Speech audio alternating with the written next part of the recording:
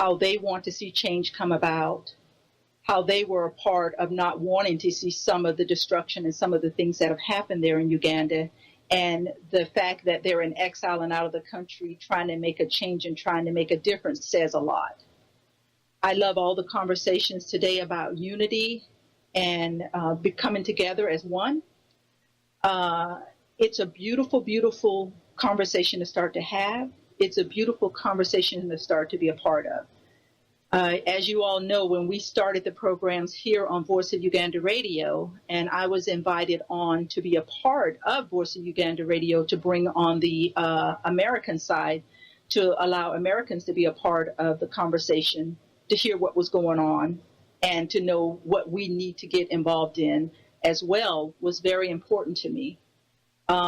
I have had some feedback from a few people that are just really very excited about all of the people that are starting to come forward and starting to have the conversation. Because as you all know, on my program, The American Connection, that comes on Wednesday, we talked a lot on that show about pathological fear. We even talked about pathological fear some on my program here as well on Sundays with Freedom at Hand, when we talked about Nelson Mandela, talked about Gandhi and Steve Biko, and even Rosa Parks. The greatest of all that we talked about was Harriet Tubman, a woman who was a free slave but went back into slave country on the Underground Railroad to help other slaves come to freedom. Fear is going to be in the hearts of all of us, but fear is something that we can overcome. Like my caller last week talked about, one of President John F. Kennedy's speeches here in the United States of America, where he said the only thing we have to fear is fear itself, which is a very true and a very honest statement. And it's interesting to see these political leaders come forward, because if for no other reason, it is to show us that they have fears and they have things that they're having to deal with also, to come out and tell these stories and get this information out to you. So it takes away any of us having an excuse anymore to say that we don't want to get involved out of fear. Because if these men are putting their lives on the line to come forward and tell us the honesty of what's going on in our beloved Uganda, then we owe them a great service to stand behind them, to stand behind Voice of Uganda Radio, and to stand behind everyone that calls in with comments, whether they're positive or whether they're negative, whether they are for whatever reasons that they're calling in. We need to hear everybody's side of the story. We need to hear what everyone has to say, because that's how we start to unite. That's how we start to put our differences down and put our differences aside. That's how we become collectively one. And that oneness makes us more powerful than standing alone when we stand together. So I would just like to extend a warm thank you for those in Parliament, those who have been in the military, the Vice President who was on yesterday, and all of those who have been in leadership positions there in Uganda, some of our upcoming guests, as well as those who have already been on. Just thank you so very much for being a part of truth, being a part of Voice of Uganda Radio, because you're not just speaking to the Ugandans inside the country, but you're speaking to all of us, the Ugandans who are outside of the country in exile. You're also speaking to an American audience that grows daily, that grows weekly, that is becoming more and more involved in the truth of what is going on in Uganda. Uganda got our attention when the Lost Boys video came out. And we were like, really? This is going on? How can this be? And how can our government not even allow us to be a part of this or know that this is going on? Which is what connected me so closely with Voice of Uganda Radio, because that side of what's going on there that no one's talking about, we need to give it an audience more broadly. The caller was saying a little bit before I came on about even when the fight came I have a little static in my ear. Hopefully it'll go away in a second. The fight to free Nelson Mandela. When America found out, we knew a lot of what had happened, but we didn't know in depth because we only know what our media tells us and what our media shares with us. But when America got a hold of it, and we became a part of the global campaign to free Nelson Mandela. It spread it like a wildfire. No one could hide the fact that something was going on here that was very, very wrong. And we were living in a society that we supported a lot of these other countries. And we as Americans were saying, how can we fund and how can we give to a country that would treat its citizens this way? Well, this is what's happening right now with Uganda. This is why I'm excited about those who are coming forward and they're making their voices heard, and why we need to get on board and make sure that the noise that we start to make gets louder and louder and louder, and that we don't allow our voices to be silenced for any reason. The day of pathological fear, the day of any fear, is over. Because as we stand together united, it makes us stronger, it makes us stronger and stronger. And I'm very, very excited that we can bring these programs also to the listening ear of the Americans who come on board to listen each week also, just to say that we have a part in this as well. It may be the fight of the Ugandan people, but in this country we have a say because our government spends millions of dollars funding these programs and sending money into these countries. And if we fear that there is any injustice anywhere in the world, we have to stand up and we have to make our voices heard. So thank you so much for being a part of Freedom at Hand today. And I feel like on the Voice of Uganda radio today, we have had conversations about freedom at hand. Today is a great day for my leader that we're going to be discussing today. Because in August 28th of 1963 will mark the 50-year anniversary on the March to Washington, D.C., led by Dr. Martin Luther King, as we know, who was one of the greatest iconic civil rights movement leaders of our time. I'm going to break a lot of things down and share a lot of information with you because like I did when we did the segment on Rosa Parks, we got feedback on that because a lot of people didn't understand what she had gone through up until the point that she refused to give up her seat on a bus one day. Everyone knew her as the woman who didn't stand up and give up her seat on a bus. And then that Martin Luther King led the march for the boycott there in Montgomery.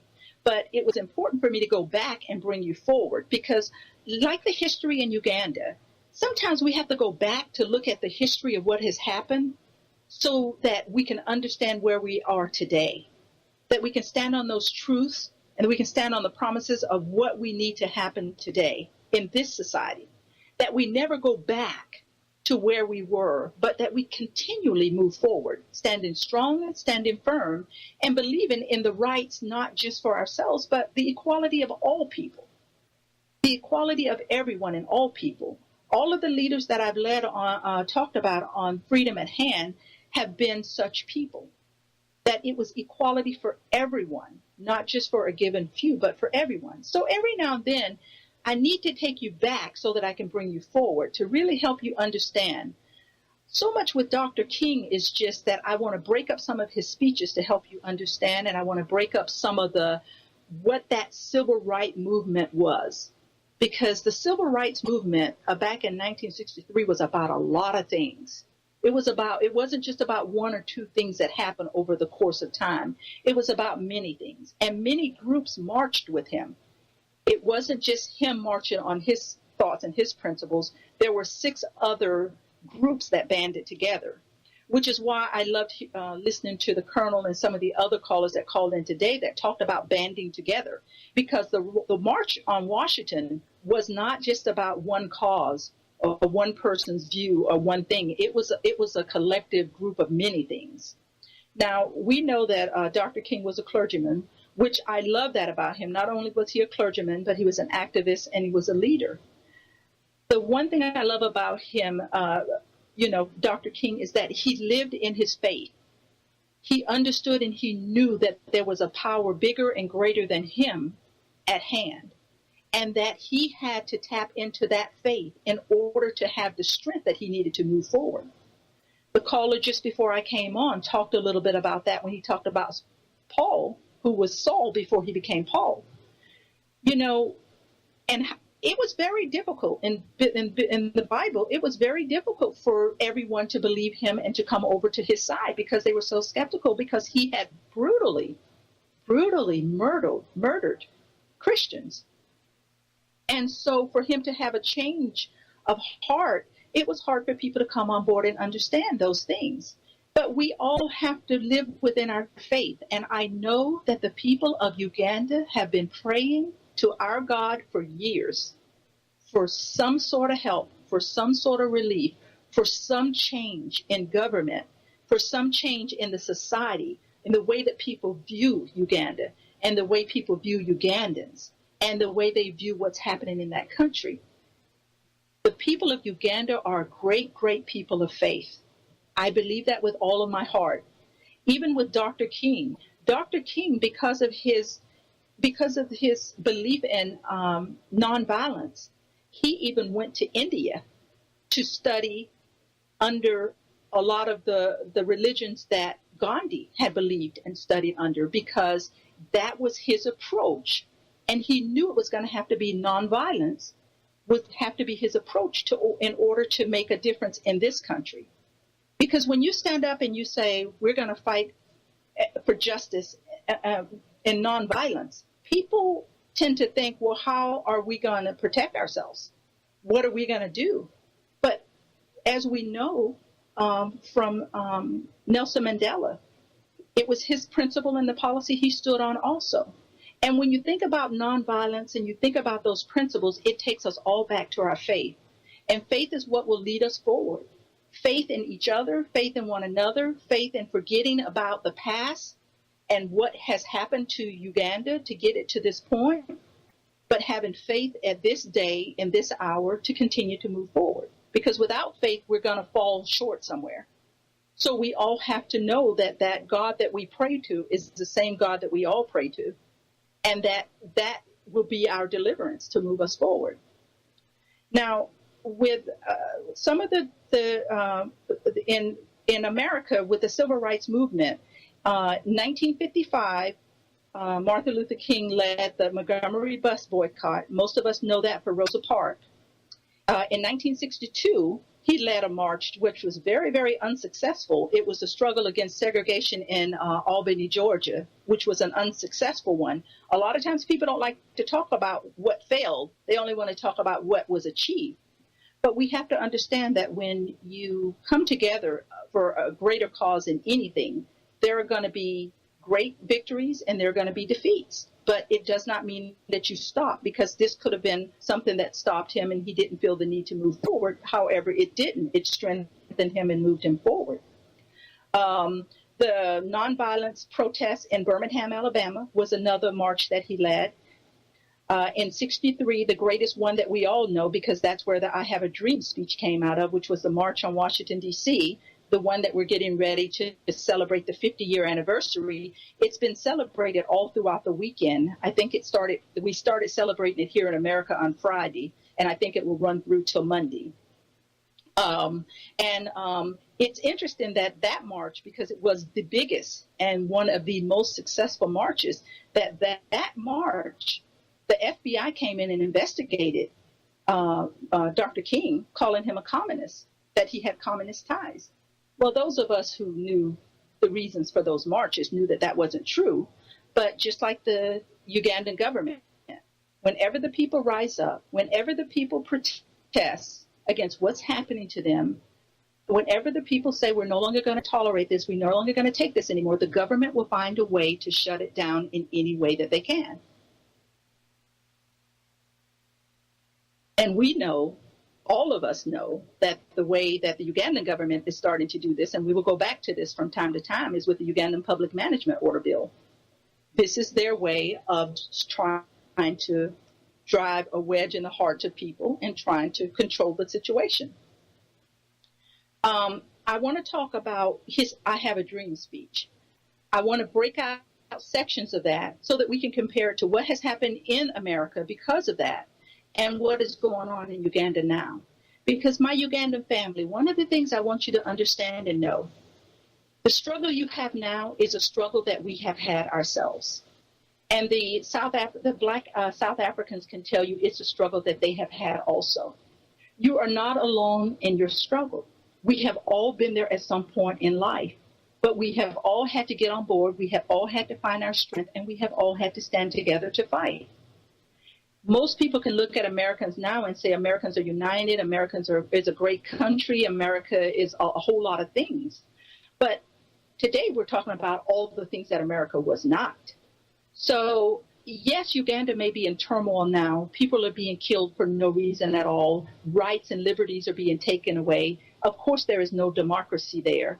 But we are talking about moving the country forward.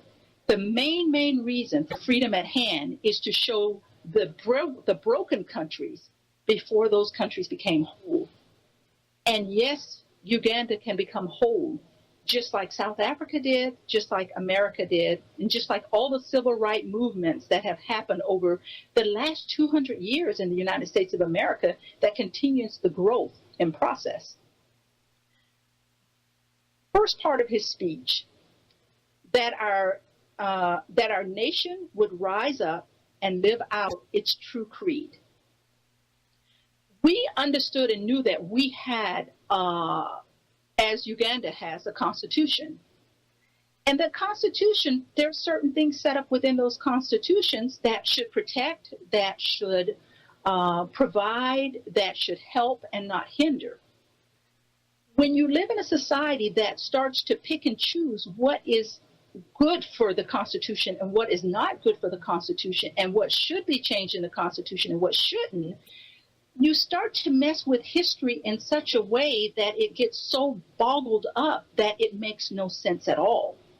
That the confusion starts not only at the level of the Constitution, but it dwindles down into the people, to where the people feel that they have nothing to stand on, that there is no truth, that the true creed of who they are and what they were created and what that Constitution was created for is working for some of the people, but not all of the people. We see this a lot in what the sitting president right now in Uganda is doing with these laws that he's putting out and these things that he's putting in place to change the governing of the country to be to his benefit, not to the benefit of the Ugandan people.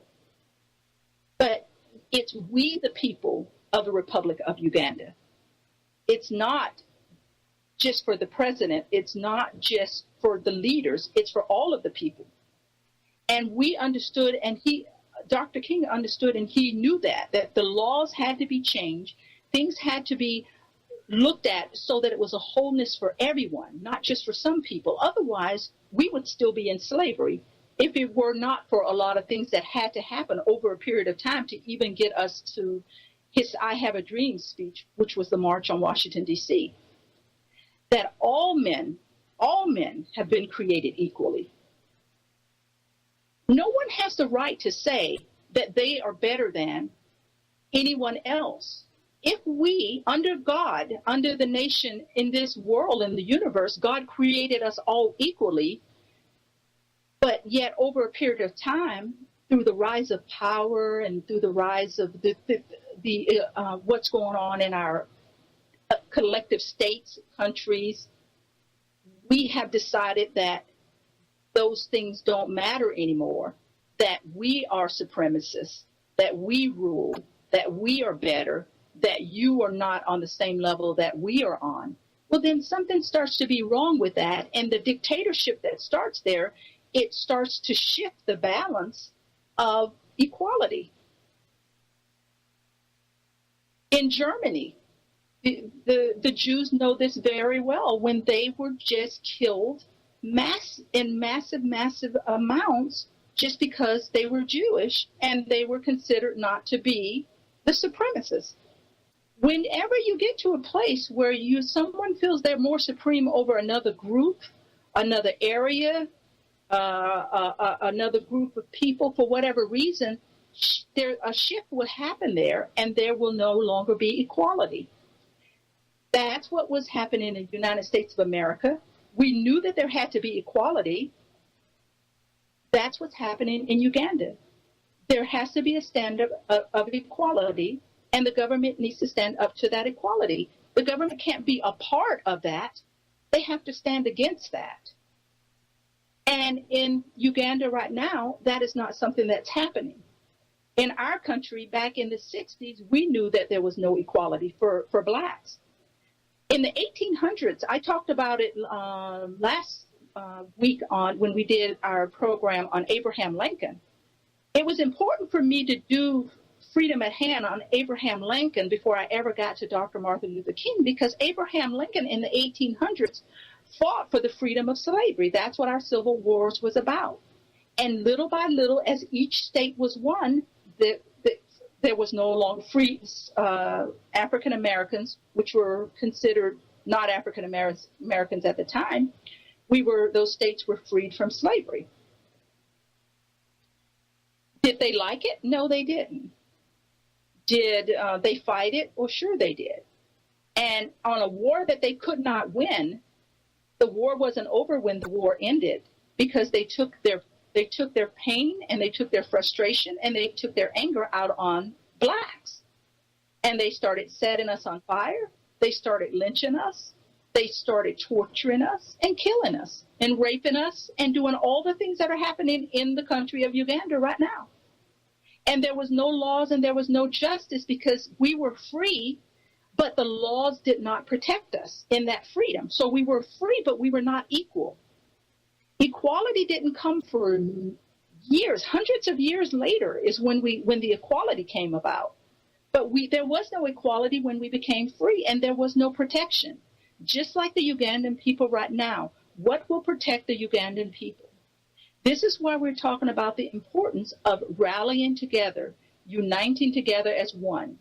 Because I've explained on some of my shows before this one, on Freedom at Hand, that the fight to free Uganda may have to start on the walls outside of Uganda and filter into Uganda.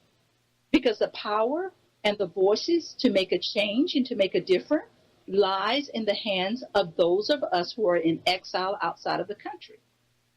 Because one of the beautiful things of being exiled out and living in all of the other countries that we live in throughout the world, we have seen the way democracy works. We have seen the way cities and states and countries are governed. We have been educated to the rights of people and the rights that we have to freedom of speech and freedom of choice and liberties and justice. And because of that education, who's not to say that you were handpicked by God to be in the places you are at today? Because he knew at some point you would have to rise up where you are in the countries that you live in today to be a part of a freedom movement that would move Uganda into the 21st century, as Nelson Mandela moved South Africa into the 21st century, into the year 2000, when they had to move forward. Let me tell you that I believe that everybody is hand-chosen and hand-picked for something. We may not be Rosa Parks, we may not be Gandhi, we may not be Nelson Mandela, and we may not be Dr. King. But it does not mean that we are not a part of something that can be great here. Dr. King was not great by himself. Gandhi was not great by himself, nor was Nelson Mandela. They were great because they had an idea that they could move their countries and their people forward. And they had the power within themselves and the faith within themselves to move on that, not allowing anything to change that course. And in that, other people rallied behind them and made them stronger and bigger and better than what they could have ever been by themselves. This is the movement. This is the time for Uganda, and this is what is happening. Uganda may be in a state of ruins right now, but that is not the state that we see Uganda being in, our beloved Uganda. We have to bring it back to its wholeness. It has been tortured. It has been beaten. It has brutally been raped. People have been thrown off their land. People's lands have been taken. People are treated as if they are not even human. That you would have a government that would allow its soldiers to go throughout countryside, taking young and innocent children for its own use in the army, raping and killing and torturing women for no reason at all, just to prove that they still have the power. It's a time, this time is now, and it's a time for change.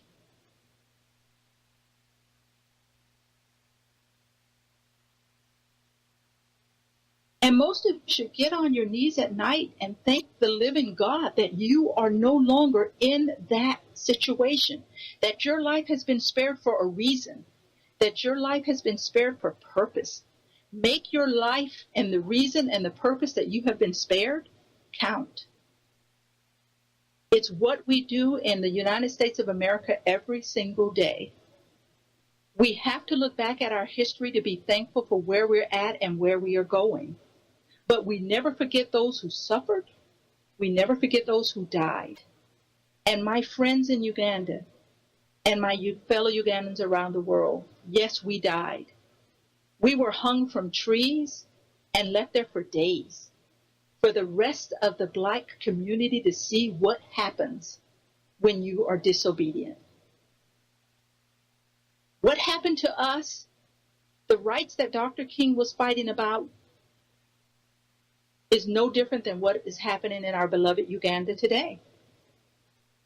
This should not be the course of change that we have to go through to fight for our rights and our civil liberties, but sometimes it is.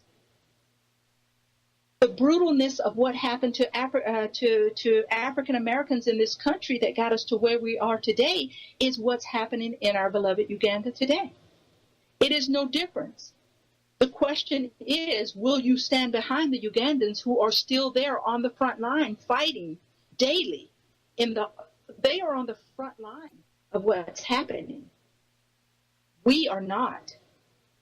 But to sit aside and let our voices be silent, we kill them day by day in our silence. We can no longer do that. Just like the caller was talking about before I came on the air, contributing to the Voice of Uganda radio.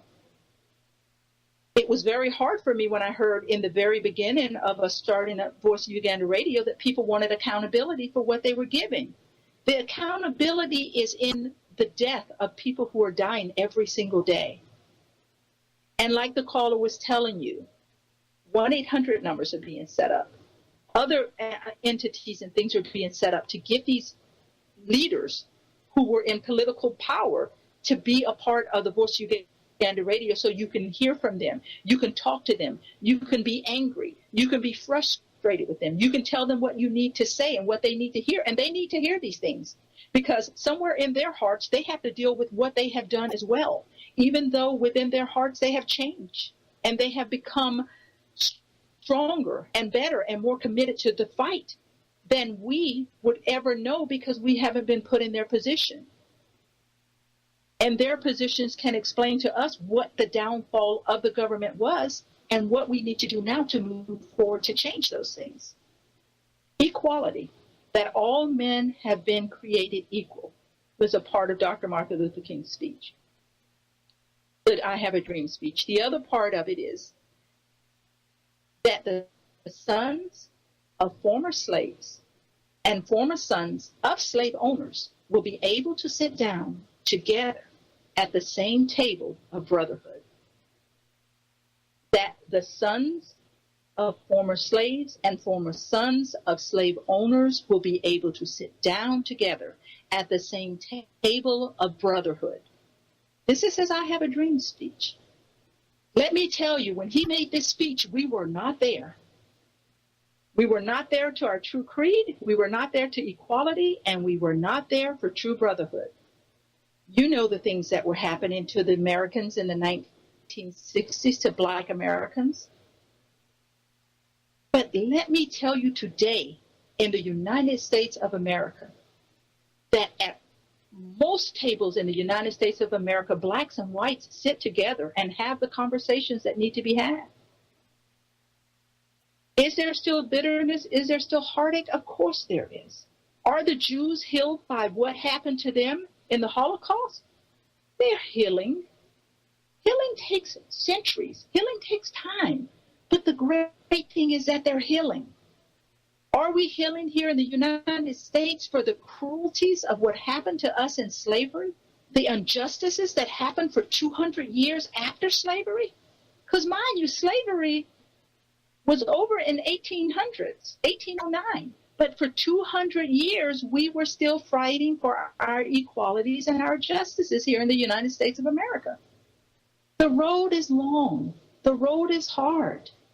You can look at the United States of America now and say, yes, but it's a great place. Yes, but let's take you back to where it was before it became a great place.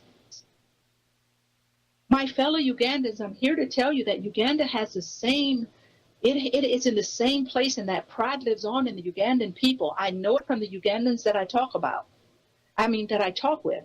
I know it from the Ugandans who are part of the conversation with me here on my program. Dorothy, one of the, who was talked about by one of the leaders who was just on the phone before I came on the air. She calls my program all the time. Her love for Uganda breaks my heart.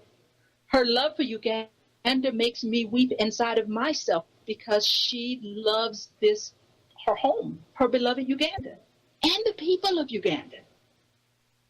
And why should we not all love the people of Uganda and that country the way her love pours out for that country? I feel her pain. I feel the pain and the aches of what she knows from her country and where her country is today. I feel the pain, even though I was 2 years old when Dr. Martin Luther King was killed. I understand and I know the pain that he had for us as Black Americans in a country that didn't even see us being equal. There was no equality at all. But he loved this country. He knew the greatness of what this country could be. And he knew and he had a dream that we could all sit down together at a table of brotherhood. And that is what I see, and that is what I sense, and that is what I feel from the Ugandan people. All of the ones I talk to, it's the reason that Voice of Uganda Radio had to be created. It is the reason Voice of Uganda Radio has to become powerful and has to move forward. We grow in numbers weekly. We grow in numbers daily. People are on board. People are listening. People are becoming more and more part of the conversation because the conversation has to be had. The conversation has to be had. It may be painful. It may be hard to hear, and it may be hard to listen to. But can I tell you, in the 1960s, in the United States of America, when Dr. King was marching for the greater cause of what the Ugandan people are marching for now, the conversations had to be had. The pain had to be put out there on the table for all of us to be a part of it. White supremacy was upset. They killed us. They killed us. And there was no justice in the way they brutally killed Blacks. No one stood up for Blacks. We had to stand up for ourselves. The Ugandan people have to start to stand for themselves, because if you start to stand, and if the numbers grow, and if you do not allow this to silence you, and that we become louder and louder and louder, and make our voices heard, not only will Uganda have to listen, the government will have to listen. The world will listen.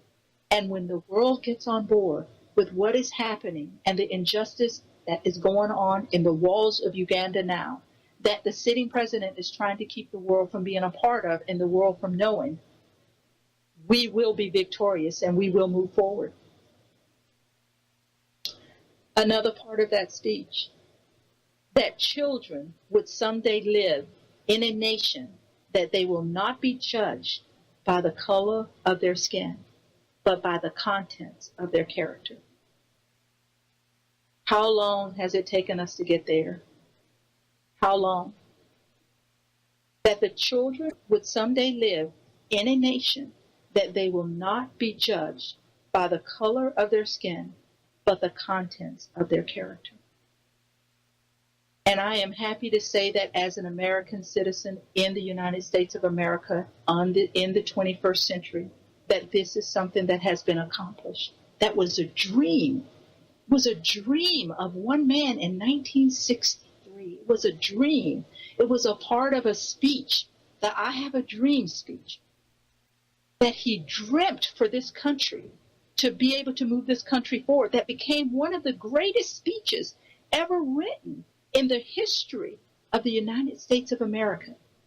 And that it was a dream that was picked apart little by little by our congressmen, by our leaders, by the political side of what happens in the United States, by our schools, by our teachers, by the way that we govern, by the way that we taught our policemen to treat its citizens, by the way that we taught ourselves to treat each other. Are we completely there yet? Let me tell you, my family, the struggles go on and on and on, but the struggles get better. The struggles have purpose, the struggles have reasons, and the struggles, they do get better.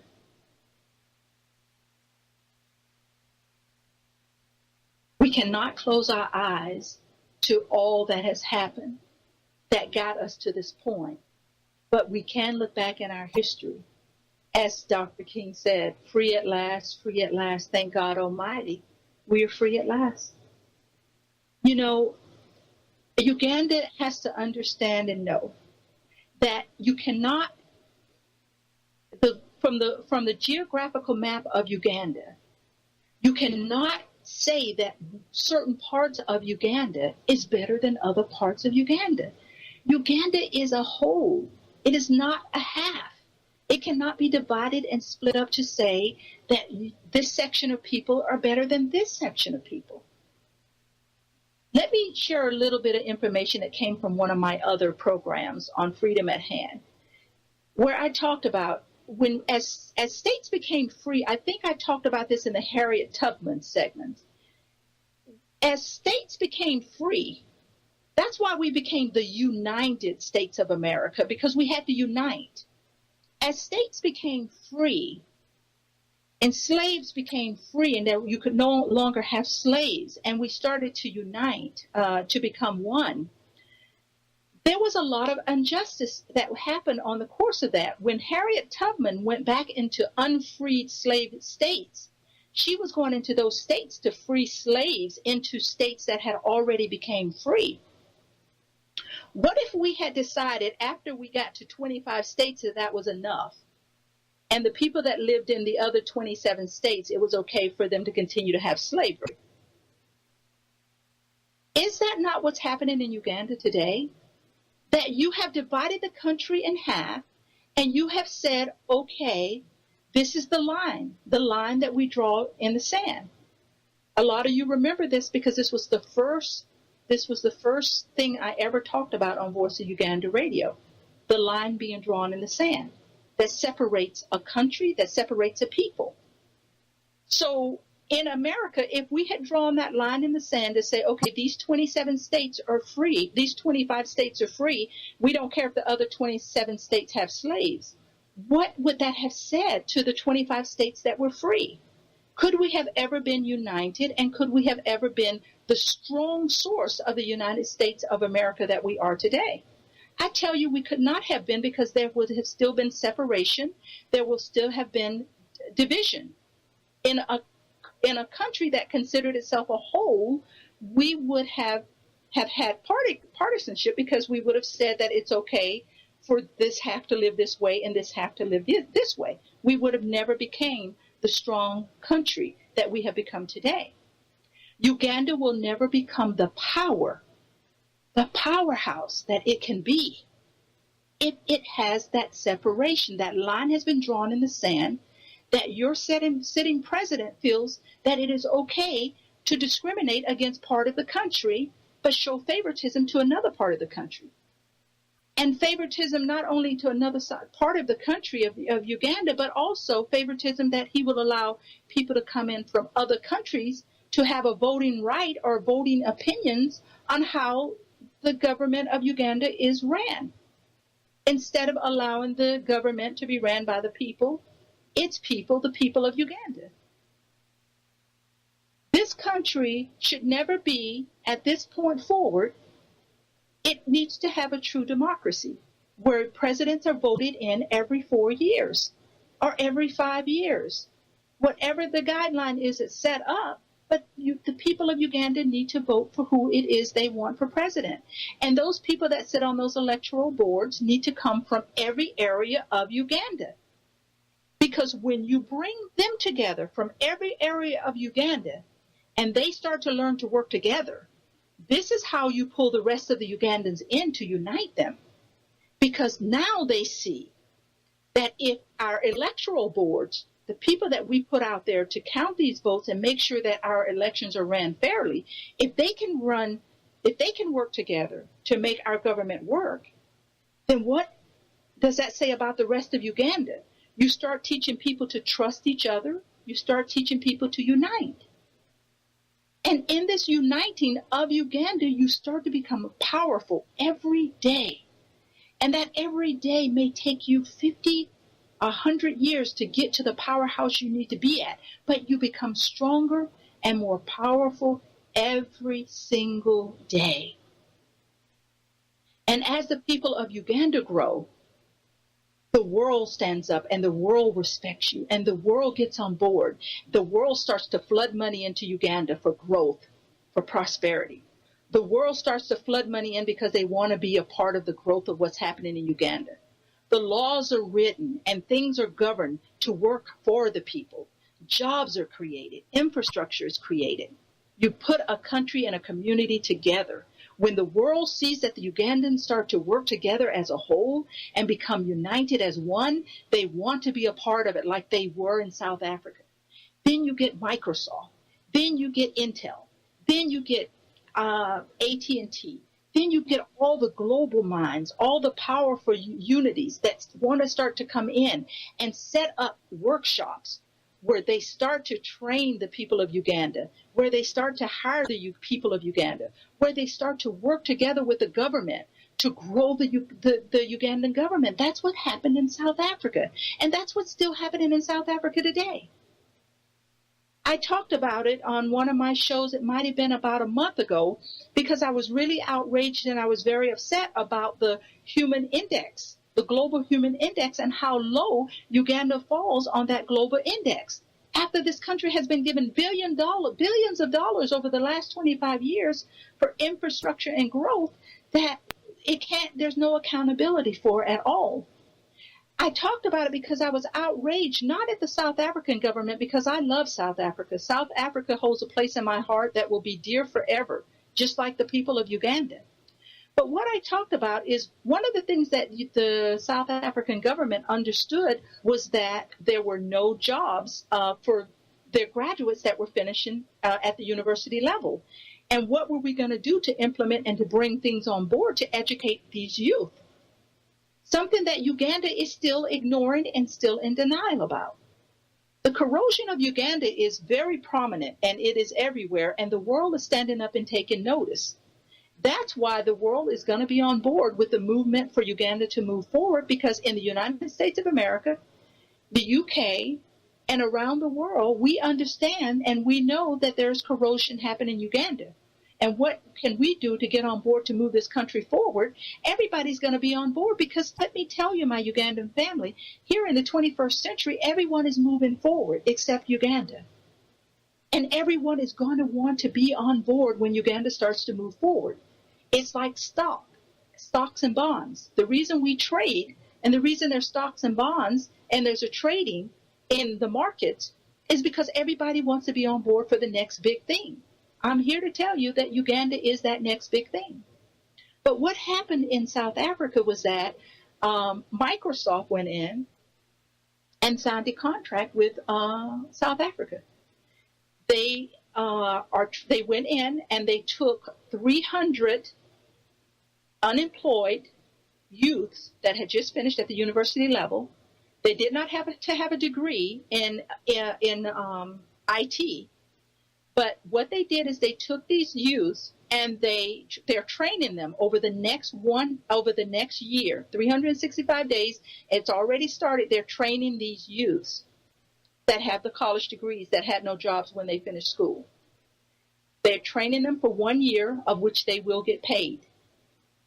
In the second year, they will bring half of those people on in full employment. in a 3-year period, all 300 of those students will be fully employed by Microsoft in South Africa with good paying jobs. And what they are making is just a small microchip that was made there in South Africa and shipped to the United States, where where they're making laptops. But they're the component that makes the small piece, the small chip that is later on sent here to make these laptops. Why, my fellow Ugandans, could that not have been something that went to Uganda? It's because of corruption. The sitting president has no interest if it's not of interest to him. It is because of corruption. The government needs to get on board to help its people move forward. The government needs to get on board to move its youth forward. These jobs and these companies, they may not pay the price that you would make if you were living in America or, the UK or some of the other countries. But it's what happened in India.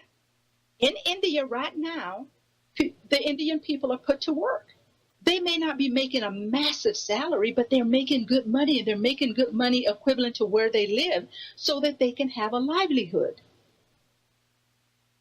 And India is reaping all over the place from growth. India is growing in leaps and bounds because companies are going in there, they're training these people, and then they're hiring these people because the government is open and the government is working with these companies to bring them in. This is what has to happen. The government has to have an open heart and an open mind. It has to be open to growth and change for its people. What is the Ugandan government doing right now for the growth of its people, to put its youth to work? I'm getting very tired of hearing of all the women who are raped when they show up for jobs that are not even jobs. They just show up to places where there's a mob there waiting to rape them. And these are women who have went to school and educated themselves to better their lives. My fellow Ugandans, this is not the beloved Uganda that we stand behind and that we want to see happen. And why is the government not passing bills to protect these people? But instead, it's passing bills to keep these people from being a part of standing up for their rights and standing up to be heard in a true democracy in which they say that they are living in, but we know that that is not the truth. These people did not go to school to be educated for these type of things to happen to them. I hear stories, and I get emails of people who are hired to work a job for 3 months in Uganda and they will be employed if it works out at the end of 3 months, only to find that after giving free labor to companies for 3 months, that they are dismissed because the company has found fault with something that they no longer feel like they would be best to be employed by them. This is slavery in the 21st century. This is slavery. You cannot take a young person and put them in a job with the tendency that this may become a permanent position in 3 or 6 months. Do you know what happens in 3 or 6 months? How much money this person could have made? How much their life could have been advanced forward in 3 to 6 months? This is slavery. And it's in a government that is not standing up for the rights of its people. And it looks at this and says that it is okay. And some of these positions that these people are being hired in are positions that are being ran by the government itself or family members in the government. You cannot treat your citizens, you cannot treat your people this way. This is what Dr. Martin Luther King said when he said that children would someday live in a nation that they will not be judged by the color of their skin, but the contents of their character. It may not be the color of their skin that we're talking about in Uganda, but it is the contents of their character. You do not step over, you do not step on, you do not kick around and abuse the emotions and the feelings and the hard work of people who are trying to live and make a living in a country that says that it loves them and that it stands up for its people. All the Ugandan citizens are asking is a chance to have a chance at a life, a better life for themselves. And when they speak up and they start to speak out against their government, a Ugandan public management order bill is passed. My fellow Ugandans, really, we are outside of the country, but we should be appalled. We should be gathered in numbers, and our numbers should grow faster than they are growing. Although, let me thank you, because the Voice of Uganda radio audience grows daily. But let me be the first to tell you that it needs to change. We have a caller that's on the line. Go ahead, caller. Are you there? Yes, Ms. Brenda. Thank you so much for the program and your untiring support for Uganda. I don't have much to say, but let my fellow Ugandan know that Uganda, we are in a very, very, very hard position. It's like we are between the rock and the hard place. I just got some news that Ugandans who go to the neighboring country, Rwanda, they are not allowed to stay there that long. They go there, they're given like 3, 4, 5 days, 1 week, the most, to do what they want to do, and after that, they have to leave immediately.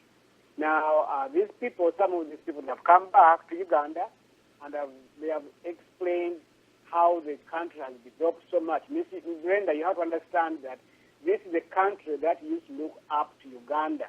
The standard of living in Uganda compared to the standard of living in that country, there was no comparison. Now, the money, the Ugandan money, is very, very, very useless if you are in that country. For example, if you have $100 and you go to that country, they will give you $75 out of 100 if you are in that country. So, which means that this guy, the president, the so-called president of Uganda, being from the other country, what he has done to our country is to run our country down. The man has no responsibility as far as our nation is concerned. We have no railroads, we have no transportation, we have no hospital care, we have got hospital care instead of hospital health care. I mean, it is so sad that we Ugandans let this thing go on for over 27 or 28 years, because Rwanda, the country that is far ahead of Uganda, it's like unimaginable. I mean, the country is being destroyed, the country is being run down in the ground by this man called the freedom fighter. This man did not come to Uganda as a freedom fighter. This man came to Uganda as a thief, and this should be known. And Ugandans, it's time to wake up, do whatever we can.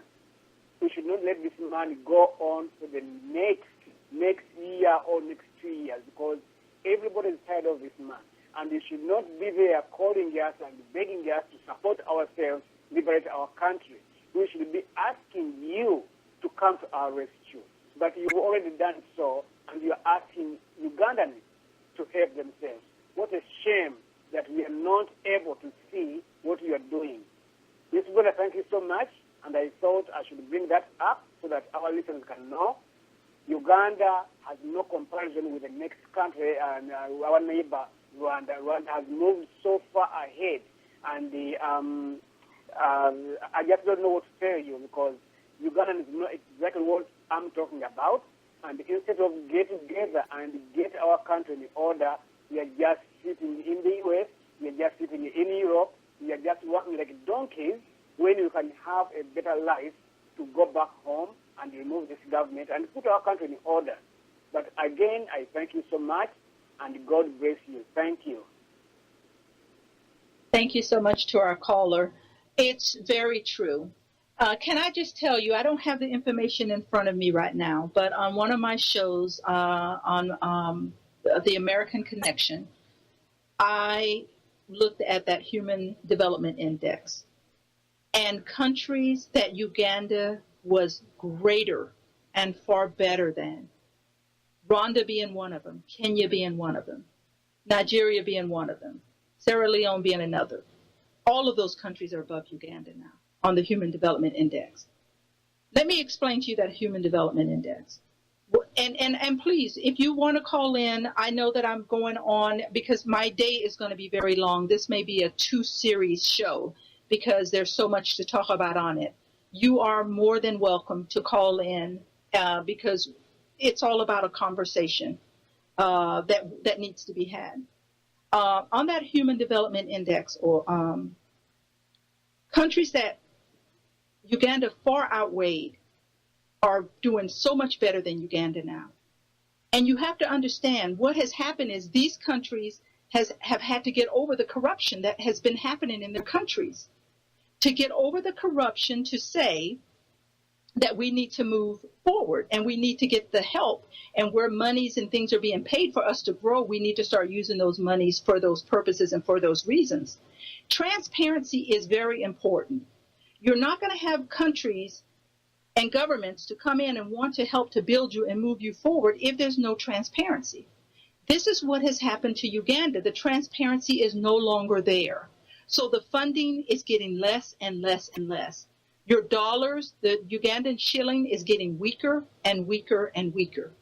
Your money is becoming only valuable in its own contents, which means it's only valuable there in Uganda.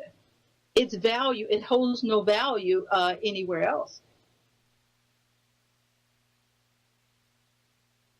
And when your money starts to lose its value and it becomes valuable only to you and nowhere else, you work harder for what you have in other countries that would be of value to you in your own. Like he was saying, $100 in Rwanda was only worth $75. I don't know any of you. I don't want to go somewhere and lose $25 of hard-earned money that I've made. Some people have to work 4 hours to make $25. Some people have to work 3 hours to make $25. That's a lot of money. But this is what your sitting president is doing. The value of the country is going down farther and farther and farther. Uganda right now is where America was in the 1800s before we were freed from slavery. That is where Uganda is right now. The rest of the world has moved forward, and Uganda is where it is, and not the rest of the world, but the rest of Africa. Let's not even compare it with the rest of the world. Let's just compare it with Africa and say how far Africa has moved forward and how Uganda is moving backwards instead of forward. And that the sitting president would want to be president for 5 or 6 more years, and that he sees nothing wrong with the way that he's governing the country, that your budget for your armed forces and your military, your army and your police is bigger than than it is for education, than it is for medicine and medical, than it is for anything else in the country. What does that say when the majority of your money goes to that? That's your budget more so than anything else. For your dollars, for your shillings not to be worth anything other than what they're worth in your country, but when you leave outside of your country, they're not worth anything. It's very, very sad. It's a very, very sad state of affair of what this government is doing to the country and to its people. One of the things that's very difficult for me right now, and I did a show on it also, was about the oil that has just been found in Uganda. And right now, the legalities are all being written up for that. And I'm here to tell you, it is not going to be fair in any way, and the corruption in it has already started. The United Nations, as well as the World Bank, has already wrote and put something out there on that. My fellow Ugandans, whatever needs to happen in 2016 needs to happen in 2016. This man cannot be elected into office again, not under these conditions. Do you realize that the 40% of the funds that would be kept by the government for the oil that's taken out of the ground, do you realize how powerful Uganda can be just from that money, even if it never received another penny of help from anywhere in the world? They could sustain themselves and start to move forward. Uganda is one of the richest countries in all of Africa.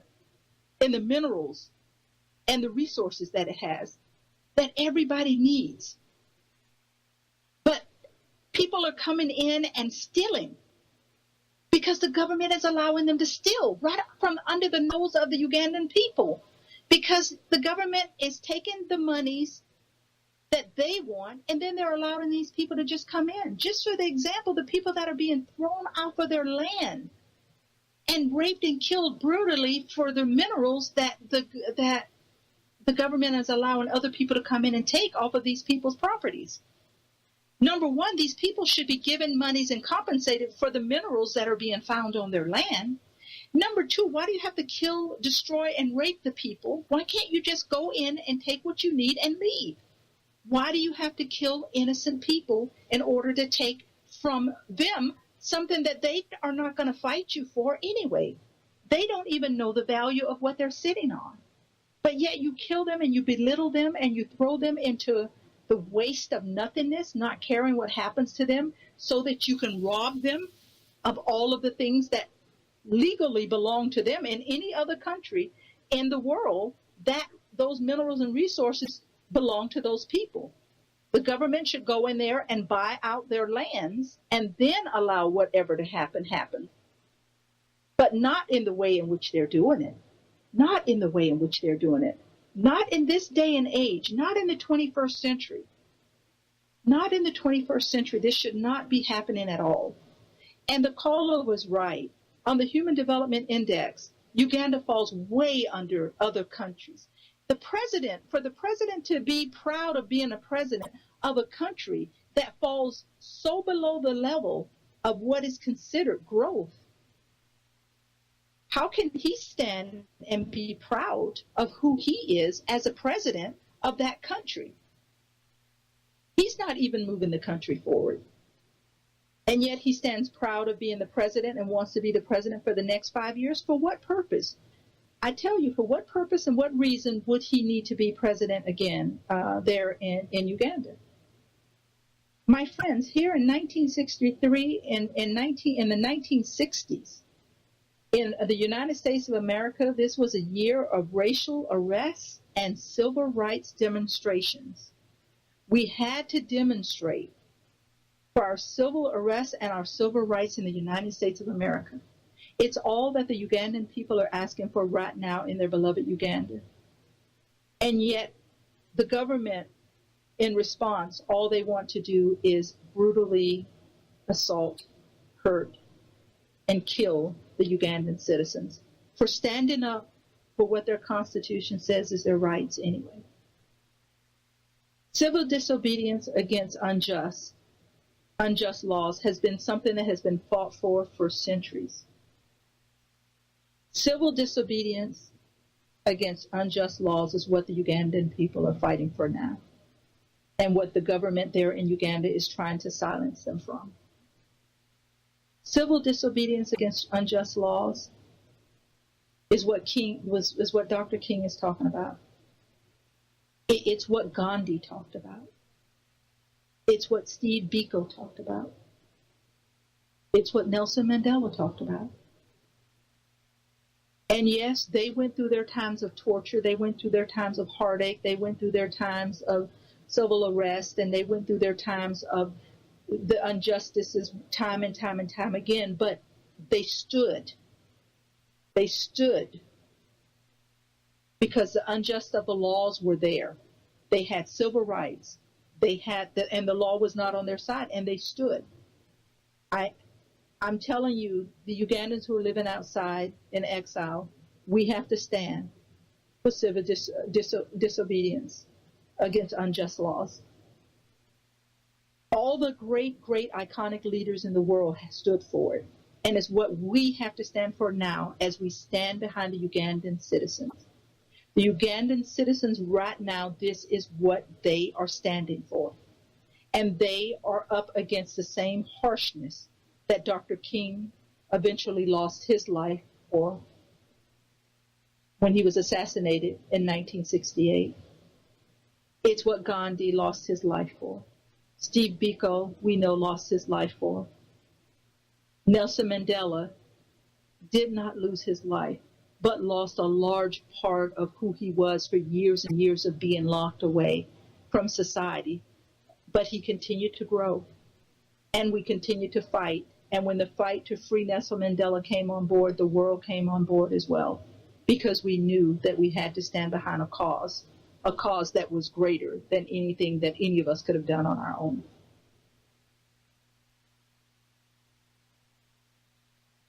It was a cause that even Nelson Mandela could not have done on his own. Standing united in numbers brings about change.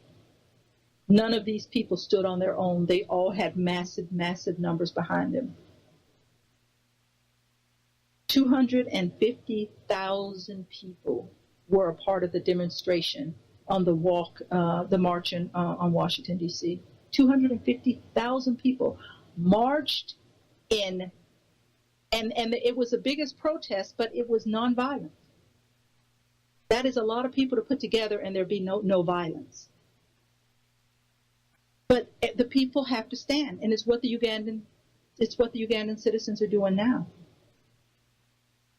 Uganda right now is fighting for their civil rights and their civil liberties, and they have every right to fight for those things, because we know in the Constitution of the Republic of Uganda it says that they have these civil rights and these freedoms, which we know they're exercising their freedoms, but their freedoms are being taken away from them daily. They're being taken away from them daily. And they're being peaceful. I don't see in any of the riots or any of the things that have happened there in Uganda, peace is in everything that the Ugandan citizens are doing. The violence comes when the police show up. The violence comes when the army shows up. That's when the violence shows up. But there is no violence from the Ugandan people. None whatsoever. And even when the police arrive and the army arrive and the military arrive, there is still peace. The peace breaks out when the armies show up. That is when the riots and that is when the brutality starts to come into play. What a sad day when people stand on the grounds of their rights in peace and their government comes in and erupts in violence. That is what happened to the American people in the 1960s as we fought for our civil rights as well. Dogs, tear gas, water hoses opened up on people, beatings. We have a march that was called Bloody Sunday. It was the most brutal and the most bloody Sunday ever. In March the 7th of 1965, it was one of the marches that Dr. King was aware of as well. 600 lead. It was a small march of 600 people, which was not considered small back then, but now when we look at numbers and things, but it was a march of 600 people. And those 600 people only got about 6 or 7 blocks before they were attacked. It has happened at Montgomery. And what happened was, when these people were attacked, they were told not to march, and they went on and marched anyway. And when they were attacked, they were beaten. They were beaten badly. Some lost their lives, but most of them were beaten. They were beaten badly. 600 people. In 1965, it was called Bloody Sunday. After this happened, Dr. King went before the legislature to fight for the rights for these people to be able to march. He fought because he said that he went to fight for these people, and what he did is he went to seek the court's protection for these people to march in Selma. And all they were doing in Selma is they were marching to the state capitol. And on the way marching to the state capitol, 6 blocks into the walk, they were attacked brutally by the police force. And we know this is happening today in Uganda.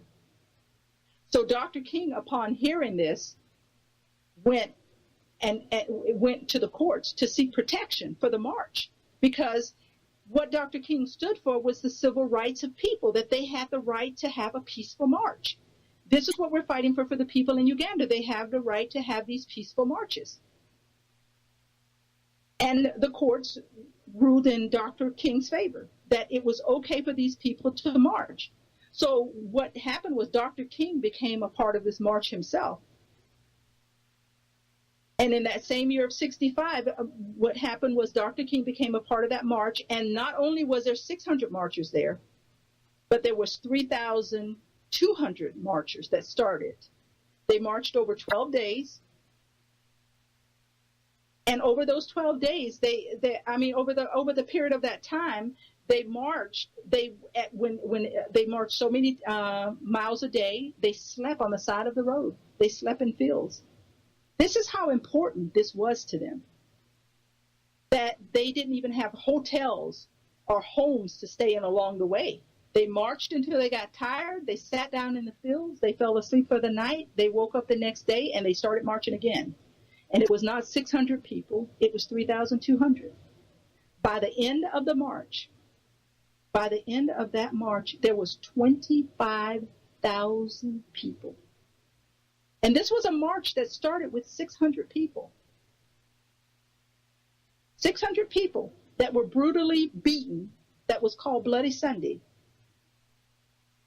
That what happened is like the caller was talking earlier on the show before I came on the air. Uniting and standing strong and standing together. Because these people started out in a small march on their own. But when that happened to them, the rest of us came and rallied in. Dr. King was the first one leading the way to go to the courts for protection for this march to take place, of which he was granted. And at that point, it went from 600 to 3,200. But over the course of time, by the time this march ended, it ended with 25,000 people at the state capitol there in Selma. My friends, I tell you, we all have to get on board and support each other, because what started out as a small march of 600 people ended up later as a march of 25,000 people, because we cannot be silenced. You cannot stand, you cannot sit in silence and allow what is happening in the beloved country of Uganda to continue to happen.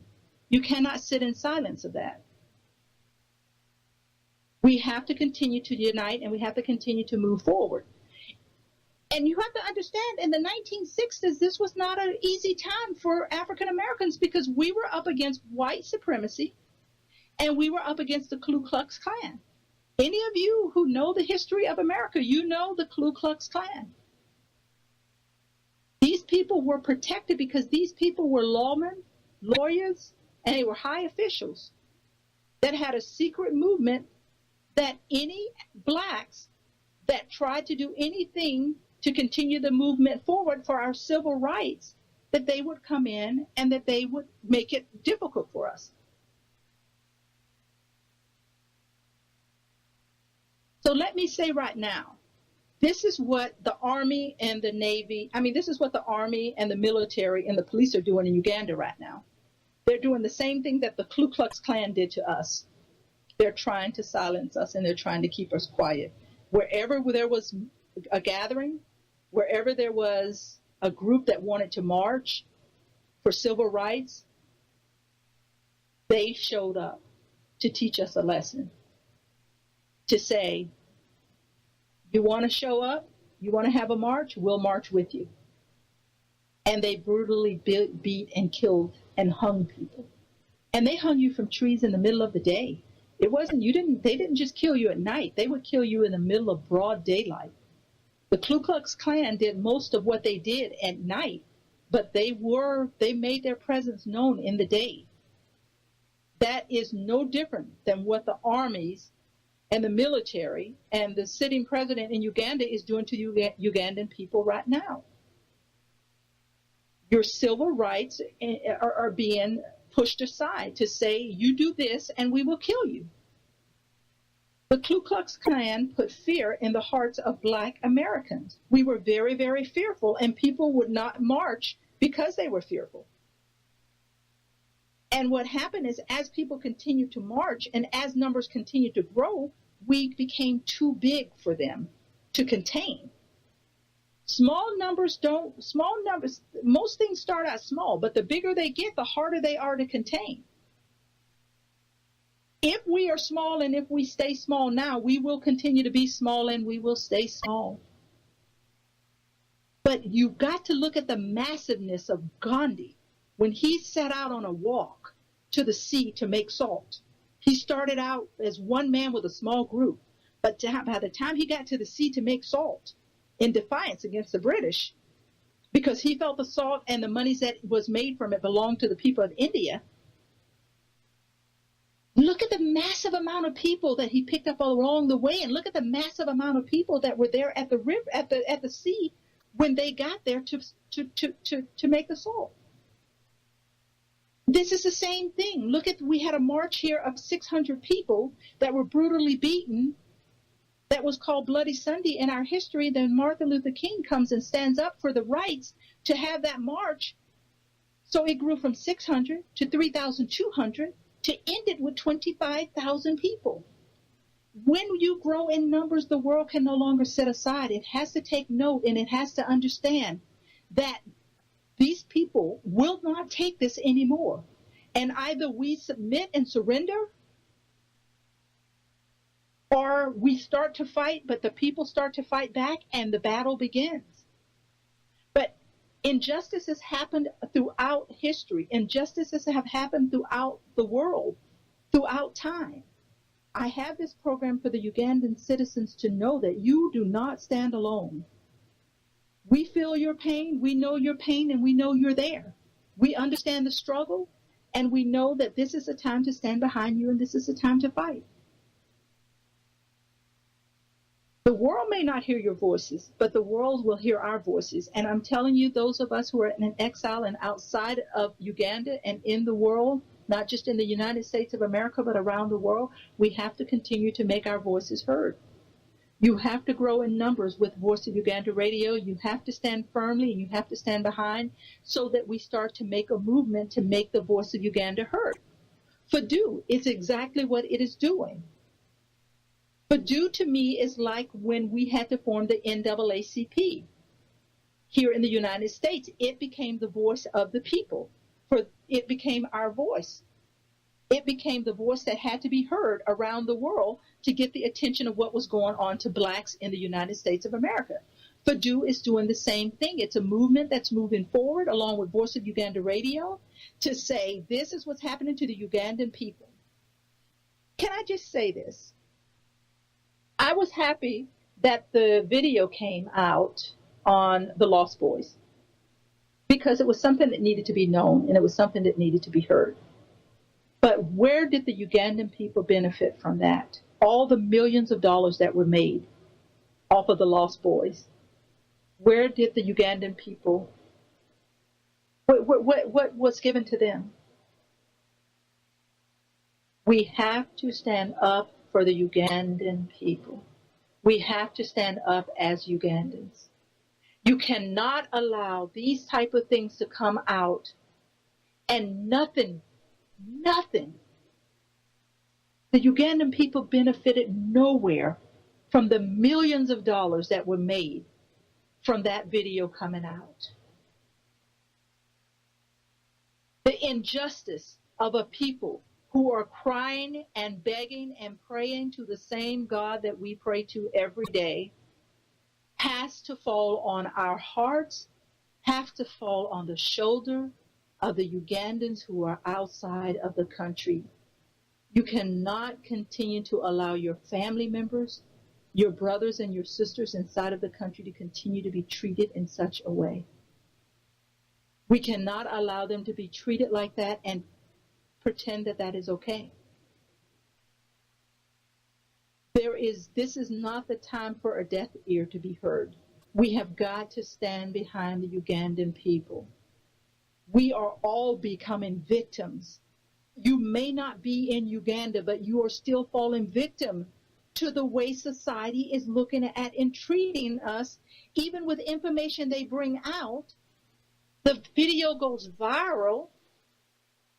The video goes silent. And then we are here left with the remnants of what has happened to the Ugandan people after this information gets out. The world becomes silent again to millions of Ugandans dying. 30,000 Ugandans die a month in the Congo and throughout the region of Uganda. 30,000 Ugandans die a month. That is way too many people. And who is answering for these people? And why are these people dying? And what are these people dying of? The government has to answer to no one as to why 30,000 people are dying a month. And you tell me that those of us who love this country, who are outside of this country, we sit outside of this country in the comfort of our homes, in the comfort of our lives, and feel that we don't need to contribute or give anything to a cause that is fighting for the rights of these people? Churches in the United States of America stood behind the NAACP.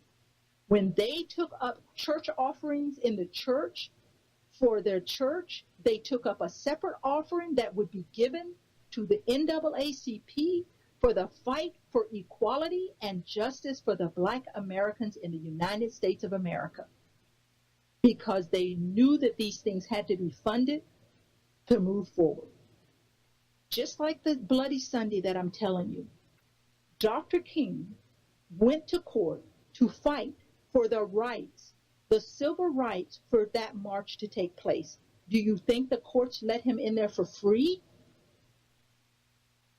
He had to pay.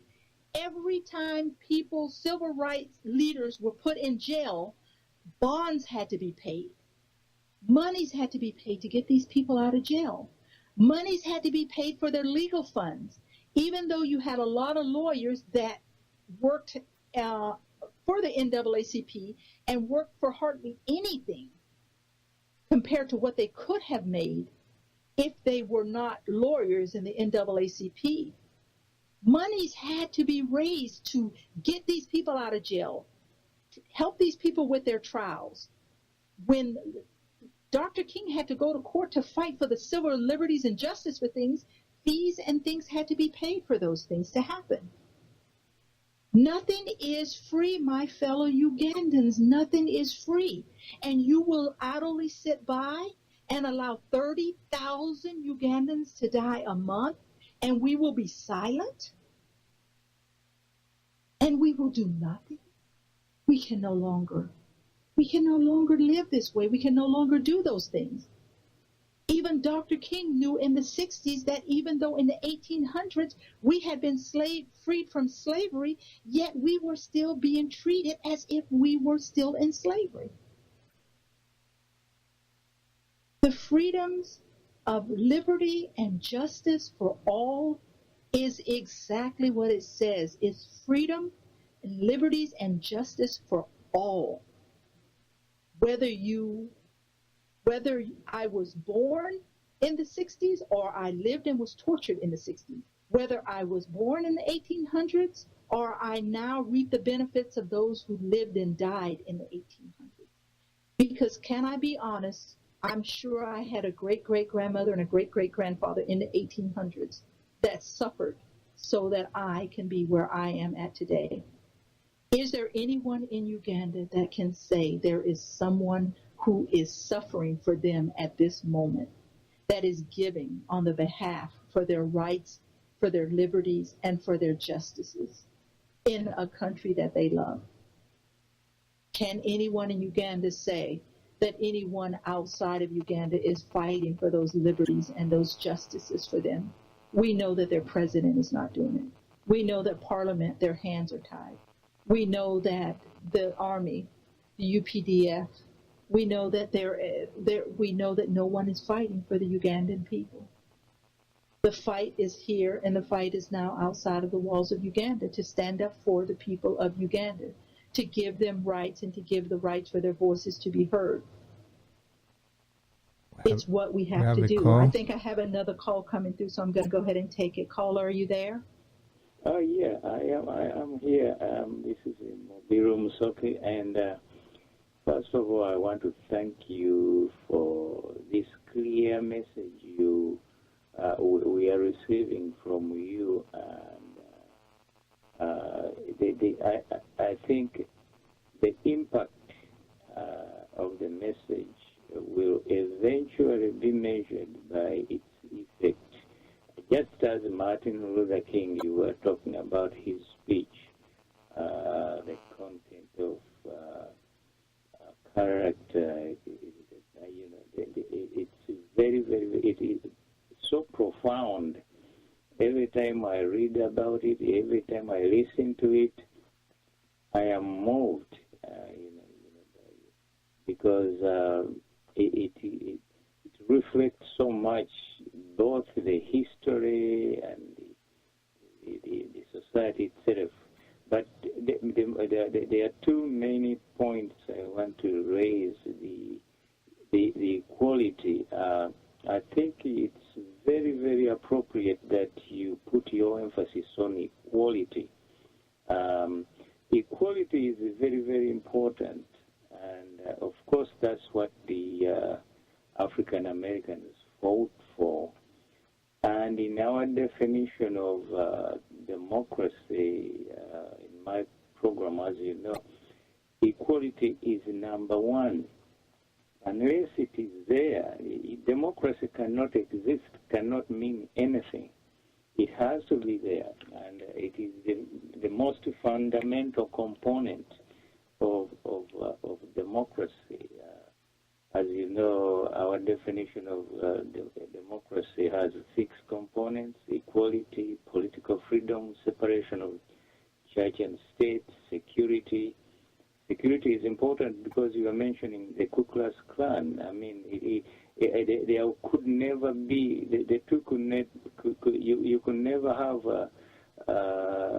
democracy in America when a section of the population is insecure, and the institutional checks and balances, and lastly the rule of law. You can't have rule of law if you don't have all the other components. But that goes to just the definition of democracy, which we want and have to establish in our country, in Uganda, because it lacks it. I want also to make another point, emphasize actually what you've already made, the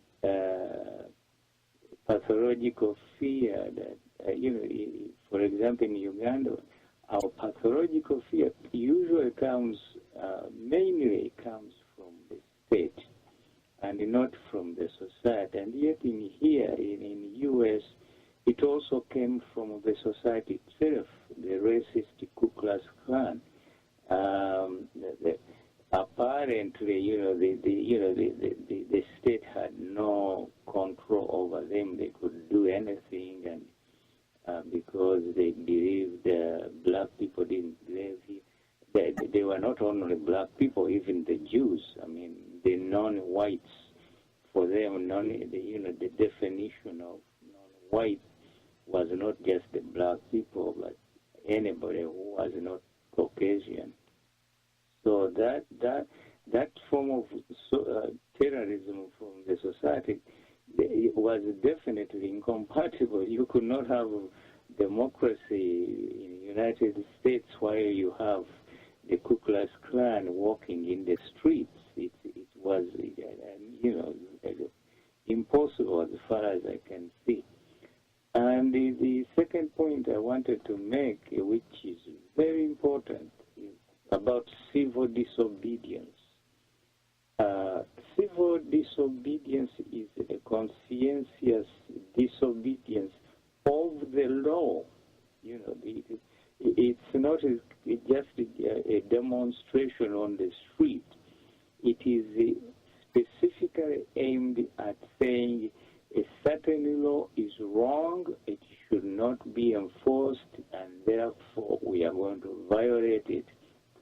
And to me, that's very, very important. And we have not reached that stage yet in Uganda or Africa in general, but it is a necessary component in protecting democracy. People to come out and say, we cannot obey this law because it is wrong. It offends our morals, it offends our conscience, and therefore we shall not obey it.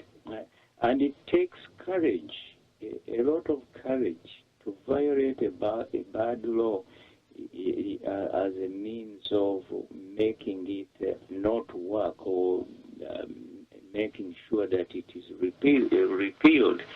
And so I think that's a very, very important component in what you are discussing. I hope people understand it. Civil disobedience is a very important. We have many processes of dealing with the government. For example, you have a demonstration, you can have a protest, you can strike, but civil disobedience is way high up. It's a deliberate violation of the law in order to make a point that the law itself should not exist. And I think that's, I hope people understand that, and it is very, very crucial. And it played a big role in changing United States and democratizing. Yeah. Is the term I should use, democratizing United States and or South Africa or India. Yeah, can I wanted to ask you a question since you were on the civil disobedience against unjust laws, because don't you feel like that's what's happening to Ugandans right now, and the reason for part of their protest with the Ugandan Public Management Order Bill that's getting ready to be passed? Oh yeah, that's exactly.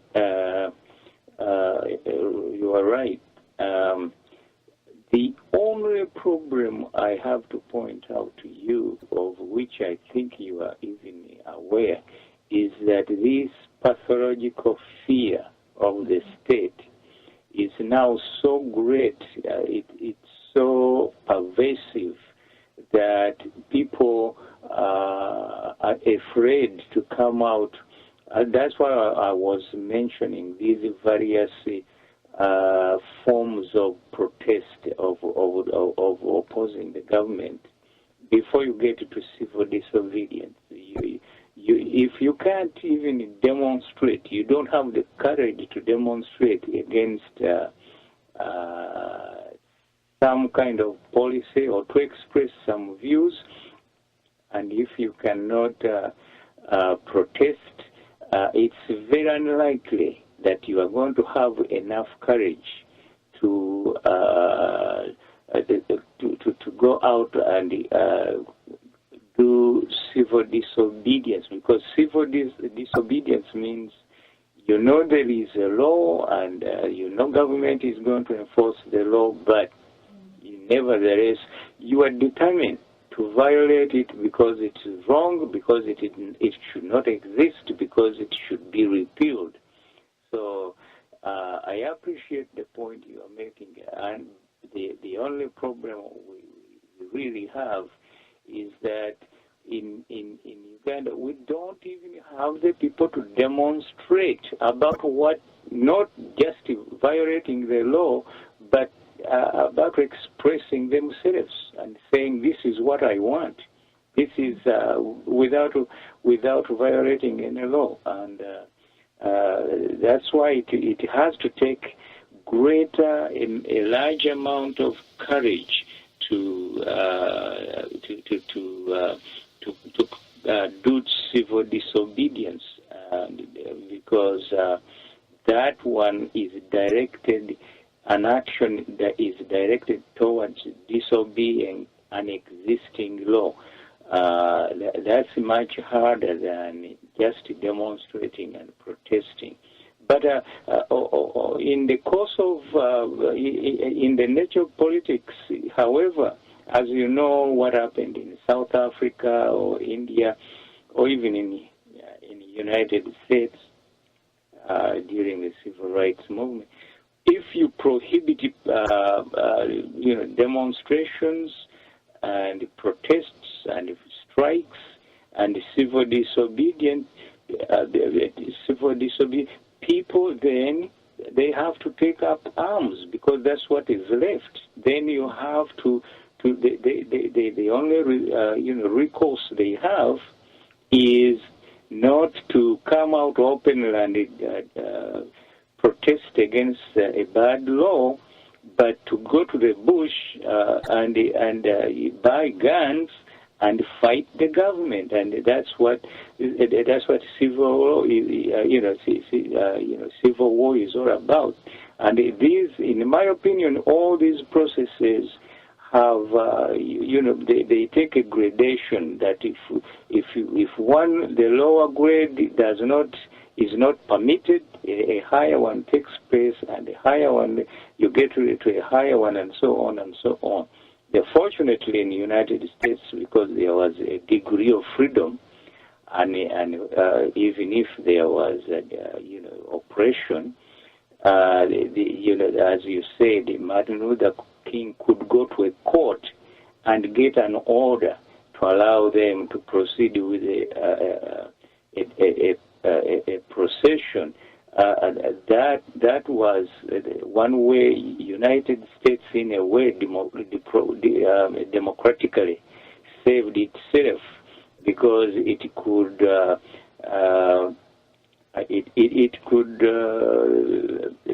change itself from within. But the people could take action and change it. But where a regime is so strict, is so brutal, and so determined that it cannot allow even a lawful assembly, then all these actions cannot take place except resulting to violence and civil war and all that. The U.S. went through a civil war, of course, and I'm aware of that. And that was both bad and good because it brought about social change. But so I don't know whether I have answered your question, but I will stop here and just to congratulate you on making these points clear to the people. They are very, very important, because you can't talk about democracy until people understand these concepts, like civil disobedience. It's very, very crucial, and it's a very important stage in the behavior of the people, not the leaders, but the people themselves, to reach a stage and say, we cannot stomach this, we shall not take this, we shall not even obey a law because it is an immoral law, and it deprives us of our freedom, and therefore we shall make sure that we disobey it until it is wiped off the books of the law books, which happened eventually. As you know, the civil rights movements led to the Civil Rights Act, which they practically wiped out these laws. But that, of course, did not clean the conscience of the Ku Klux Klan believers. So that takes time, but that takes social change. And it takes action like yours, and teaching and education, to bring about this social change. So we could honestly say that the people of Uganda is oppressed right now, because they forget about the civil disobedience. There's an oppression that's happening there that barrier has to be broken down first. Oh yeah, there's no question about that. And they are more than oppressed. Oppressed sometimes simply is more mild, because the Ugandans, when a regime like Museveni's, when they shoot a pregnant woman in the stomach, and they shoot a baby 2 years old, in a peaceful demonstration. That's more than just oppression. It's brutality. It's far more serious than just trying to prevent people from enjoying their human rights. Okay. Well, thank you so much for your comments, and thank you so much for calling into the show today. That really sheds a little bit more light on what we were talking about from that perspective. So I thank you so much for calling in. You're welcome. I'm going to say this one little thing here before, because I want to do some announcements before we have to go off the air here in just a little bit. And if there's any other last minute calls that come in, you have just a little bit of time here to get them in. One of the things, because Dr. King is going to be a two-part series. It's too much information. It's too much history. It's too many things that happen that really ties in with a lot of what's going on in the Ugandan community right now to try to do it in one show. It was like the one we did on Harriet Tubman, the Freedom Railroad, freeing slaves out of slaved states. It was one that we had to do in two parts because there just is some of these leaders and some of the things that happened during a certain period is just so much history that, it's kind of hard to break it down in a couple of hours, especially when you're comparing it so that people can see the sides of what happened there and what's happening there in Uganda as well. One of the things I want to say, though, because I want people to understand the reason for that march on Washington, D.C., my caller just a few minutes ago hit on it because it was a civil rights movement. It was not just about one particular thing. It was about laws, in civil rights laws that needed to be addressed, needed to be changed, or needed to, be looked at in a different light by our court system.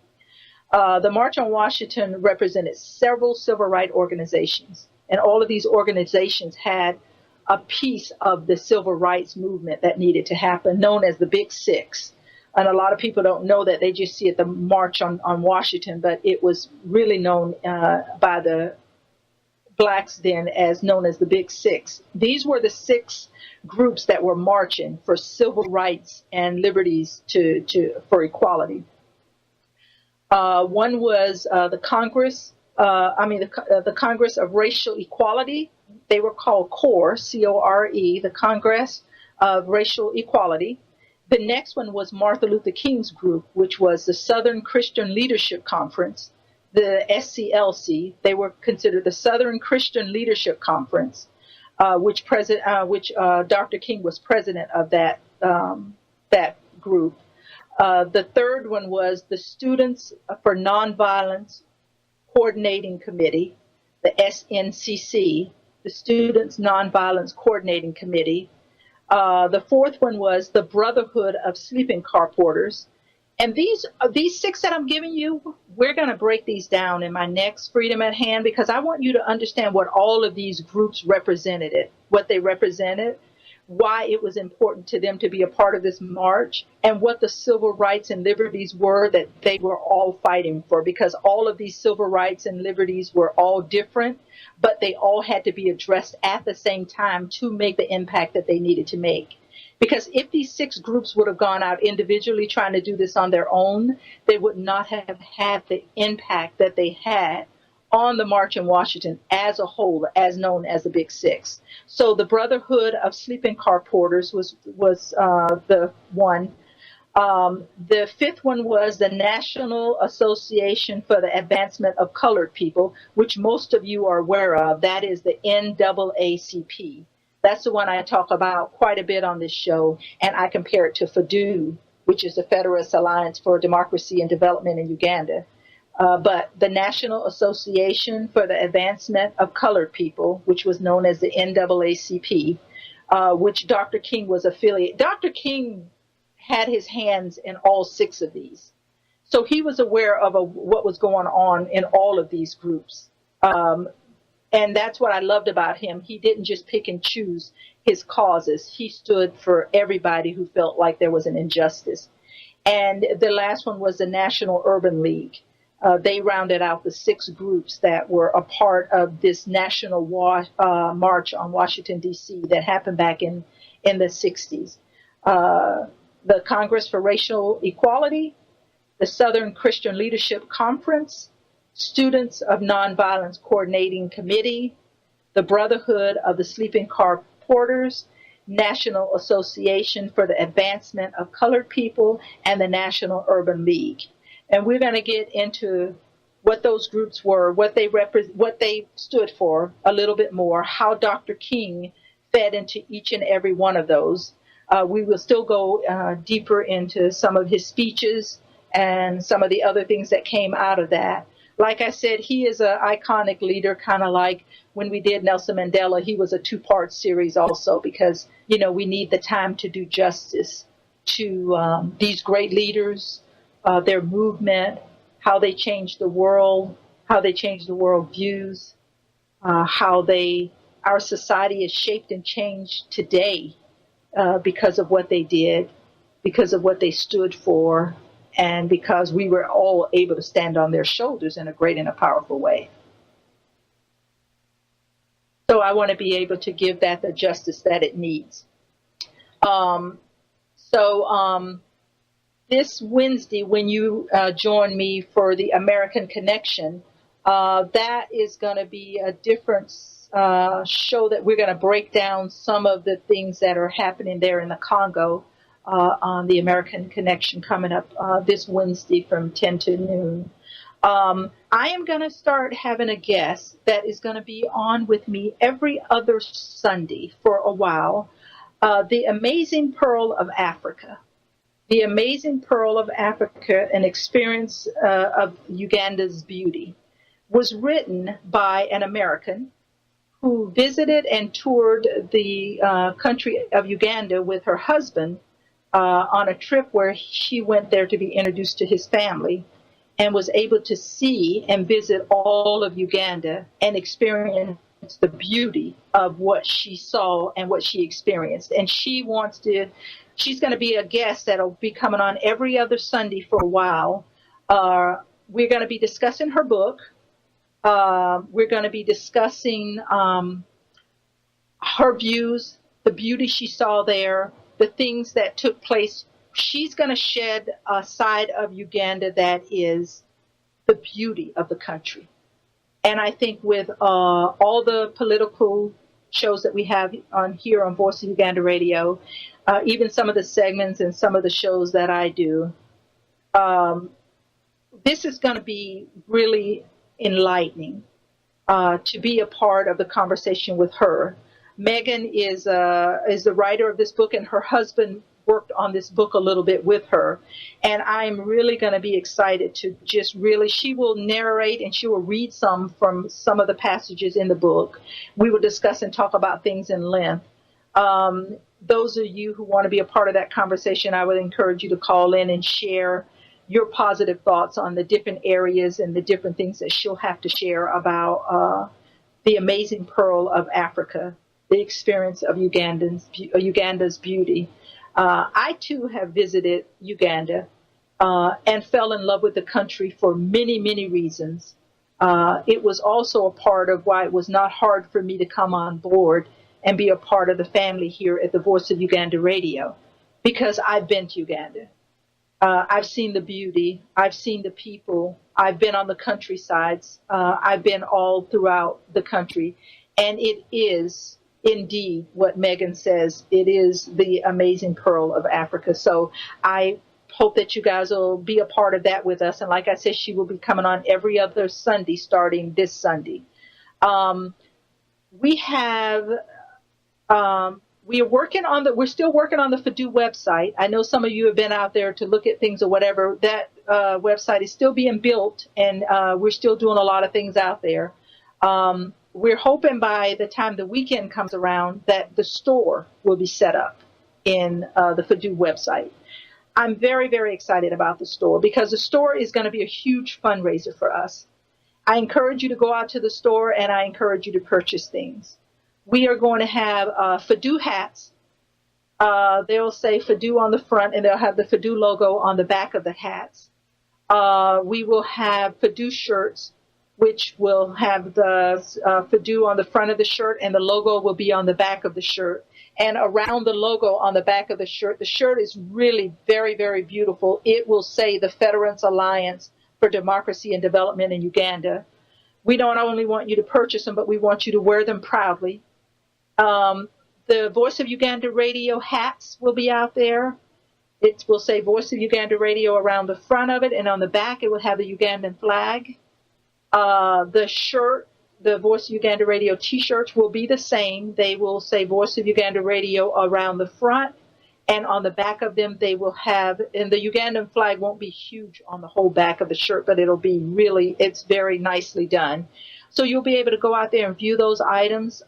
We also have a license plate for the front of your car. I have one on the front of my car. I've had it for many, many, many years, and I get so many compliments on it. So when we were putting ideas together for the store, I thought that that would be a very nice item that I knew that people would want to have as well. So we will have the license plates for the front of the car, and it is of the Ugandan flag. And that's a really nice item also. We are going to also have a couple of books out there that will also be for sale and for purchase. Everything out in the Fadu store, it will have a set price of $25. There will be a separate $3.95 for shipping and handling, but everything out there in the store will be $25. And like we've said on some of the previous shows, if you go out and you make a $50 donation to Voice of Uganda Radio, you will get a T-shirt for free. So one of the ways in order to get the T-shirt for free is to go out to Voice of Uganda Radio, make a $50 donation, and you will receive a T-shirt in the mail for free.